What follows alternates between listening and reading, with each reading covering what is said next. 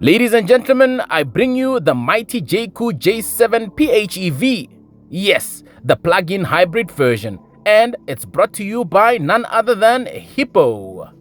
Yes, you've heard that right. This channel is officially powered by Hippo. Now, not too long ago, I took the petrol J7 from Gauteng to Limpopo and back. And honestly, I was blown away.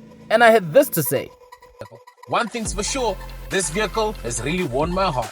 Apart from a rather bossy ADAS system, I had no complaints. But today we level up.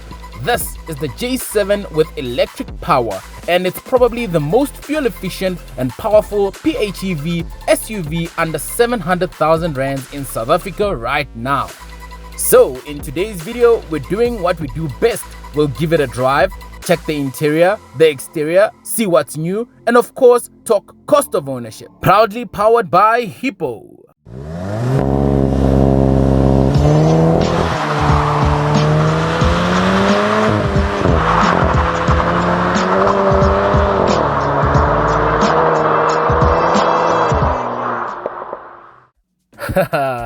The Chinese are shaking things up in the automotive industry and are making it clear that cars are not expensive, they were just monopolized. Now, the J7 range starts with the Vortex at 499,900. The ICE-powered top-of-the-range model, the Inferno, is 679,900. And you'd expect this plug-in hybrid to tip the 750k mark, like the Germans would do. Well, surprise, surprise, it doesn't. It's just 10,000 rands more than the Inferno. And that simply blows your mind. 689,900 gets you this plug-in hybrid. And honestly, it might be the smartest money you spend this year. But wait, hybrids come with batteries. Are they risky? Will they cost more to maintain? Will my insurance skyrocket? Well, let's kill the speculation. Let's Hippo it. Now, at the time of filming, the plug-in hybrid had not been uploaded on the Hippo website. Since insurance is mostly based on retail market value, using the Hippo website and using the Inferno as our benchmark, with a retail selling price of 679,900, which is only 10,000 rands less than the plug-in hybrid, I got 11 codes, with the lowest price being 1,349 with an access. If you want to save on insurance, well, get on the Hippo website and put your details in there and see how much you can save. While we're on the subject of insurance, let's talk cost of ownership. With a retail selling price of 689,900 for the plug-in hybrid, cost of ownership will set you back 15,633 with an installment of 13,000 rands per month at an interest rate of 13% over 72 months. Insurance estimated using the Hippo website at 1,349 and fuel for a full tank of around 1,284 at the current fuel price to fill up the 60-liter tank, which if your daily commute is less than 100 kilometers per day, you might not even touch. Now, I'll bore you with some maths later on, but right now, let's see what's under the hood. Underneath that sculpted bonnet lies a 1.5 turbo petrol engine paired with an electric motor. Combined output is 255 kilowatts of power and 525 newton meters of torque. Now that's hot hatch territory. 0 to 100 kilometers per hour is set to happen in about 8.5 seconds. This isn't just a green car, it's a quick one. And I must say that it's quick enough to impress your passenger princess. In terms of handling, well, it felt more confident. The ride is smooth, and on the short trip I took, I found it quiet, refined, and comfortable. The only drama, if you forget to turn off the ADAS system, it's like having a backseat driver who never shuts up. But luckily, you can turn it all off. Let's talk about overtaking. Overtaking and merging into traffic is effortless too, thanks to the power in this thing.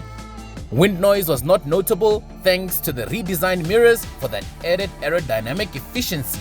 Jaecoo really went all out on this thing, huh? Now, in terms of fuel economy, bear with me here. Fuel economy is rated at 4.7 liters combined per 100 kilometers, with a fuel range of 90 kilometers on electric mode alone, or 1,200 combined.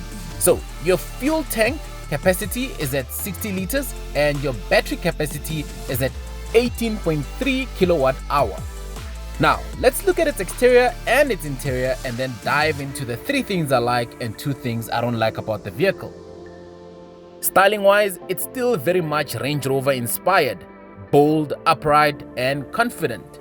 What's new? Well, the plug-in hybrid badging at the back. Also, the J7 lettering is now silver, not red anymore.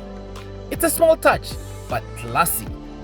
You also get hybrid specific rims, slicker for better aerodynamics.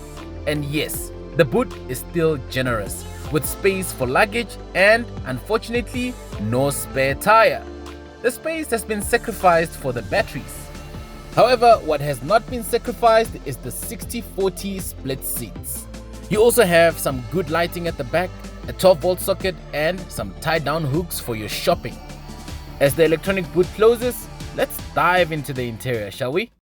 Now, inside, not much has changed, but there are clever updates and some not so clever updates. For example, I preferred the window switches and door handles from the non-hybrid versions, but some might think it's overly done. The gear knob is now on the steering column, which caused me to accidentally throw it into neutral, thinking it was the indicator. You've now got a button for EV mode on the center console as well as HEV mode.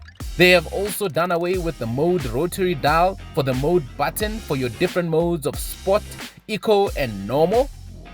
And as always, full digital cluster, a massive infotainment screen with Android Auto and Apple CarPlay, and even climate controls are baked into the screen as before. Other highlights in the interior include heated and cooled seats, check, wireless charging, check, USB ports everywhere, check, and of course a massive panoramic sunroof that lets sunlight bless your road trip selfies. Oh, and yes, it still has cup holders because we love our practicality, and ample amounts of storage areas. As for the seats, they still offer your ISOFIX anchor points for your child's seat. I am 1.86 meters tall, and with the front seat in my comfortable position, well then, there's your space. Oh, and just a heads up, you have a heads up display. And with that brings us to 3 things I like about the vehicle and 2 things I don't like about it. In terms of the things I like, this vehicle is an insane value for money performance hybrid SUV. It comes with a warranty of 7 years or 200,000 kilometers for the vehicle, 10 years or 1 million kilometer warranty for the engine, and a service plan of 5 years or 70,000 kilometers with 15,000 kilometer intervals or 1 year. This is value for money, Baba. Number 2, you have low daily fuel costs with EV mode, and if you're using it for less than 100 kilometers per day, you could be traveling on electric mode only. At number 3, the luxury feel with all the creature comforts is just on another level. When it comes to the things I don't like, and let me be honest, that's if we're nitpicking. Number 1, the ADAS is a bit too aggressive, but it can be turned off. Speaking of which, you have adaptive cruise control, lane keeping assist, rear cross traffic alert, autonomous emergency braking, airbags, blind spot monitoring, amongst other safety features. At number 2, the new gear lever placement takes some getting used to. So there you have it, the Jaecoo J7 plug-in hybrid. It's fast, it's smart, it's fuel efficient, and it doesn't cost German money. If you're driving under 100 kilometers a day, this might be the best car for you in 2025. If you've reached this far in the video and haven't yet done so, don't forget to like, subscribe and comment below. Would you trust a hybrid SUV as your daily commuter?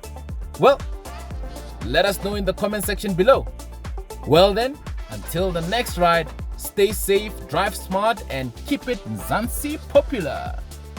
A massive shout out to Omoda Jaecoo Bryanston for inviting us over to review this vehicle. If you're in the market for any Jaecoo or Omoda vehicles, be sure to visit them.